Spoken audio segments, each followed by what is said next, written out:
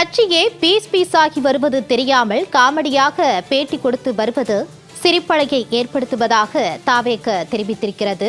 கட்சி நடக்கிறதா, கட்சியை நடத்துகிறோமா என்பதே தெரியாதவர் ஆட்சி நடக்கிறதா என்று கேட்பது வேடிக்கையாக இருப்பதாகவும் தாவேக தெரிவித்திருக்கிறது. கூடுதல் விவரங்களோடு இணைக்கிறார் செய்தியாளர் குணசுந்தரி. வணக்கம் குணசுந்தரி, தொடர்பான விவரம்.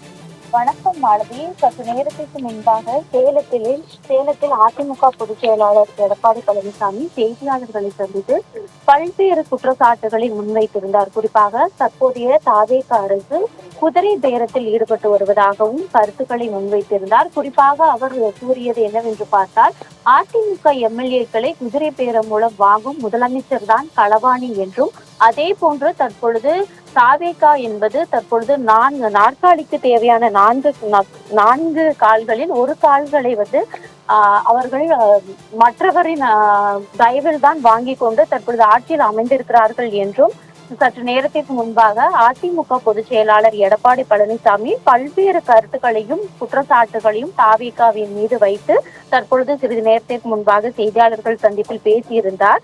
இதற்குத்தான் பதிலடி கொடுக்கும் விதமாக தற்பொழுது தமிழக வெற்றி கழகத்தின் ஐடி விங் சார்பாக பல்வேறு மீண்டும் அவர்களுக்கு எதிர்வினை ஆற்றியிருக்கிறார்கள். குறிப்பாக அவர்கள் பதிவிட்டிருக்கக்கூடிய அந்த பதிவில், கட்சி நடக்கிறதா, கட்சியை நடத்துகிறோமா என்பதே தெரியாதவர் ஆட்சி நடத்துகிறார் என்பது கேட்பது வேடிக்கையாக இருக்கிறது என்றும், அதே போன்று திமுகவுடன் சேர்ந்து கூட்டு களவாணி ஆட்சி அமைக்க இரவில் சந்தித்து திட்டம் போட்டவர் மனசாட்சி உள்ள மக்களாட்சியை இரவல் ஆட்சி என்பது அடக்க முடியாத சிரிப்பையே வரவழைக்கிறது என்றும், கொடநாடு கொலை வழக்கு பற்றி பேசினாலே நடுங்குபவர்கள் எல்லாம் டிவிகே அரசு பற்றி குறை கூறுவது குபீர் சிரிப்பு காமெடி என்றும் சர்ச்சைக்குரிய வகையில் தற்பொழுது அவருக்கு எதிர்வினை ஆற்றியிருக்கிறார்கள்.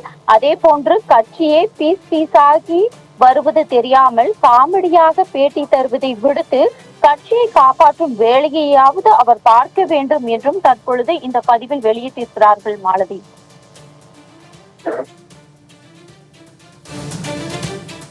தாவேக ஆட்சி தொடர்பாக இபிஎஸ் விமர்சனம் செய்திருந்த நிலையில் அதற்கு தாவேக தக்க பதிலடி கொடுத்திருக்கிறது. தொடர்பான முழு விவரங்களோடு இணைந்தமைக்கு நன்றி குணசுந்தரி.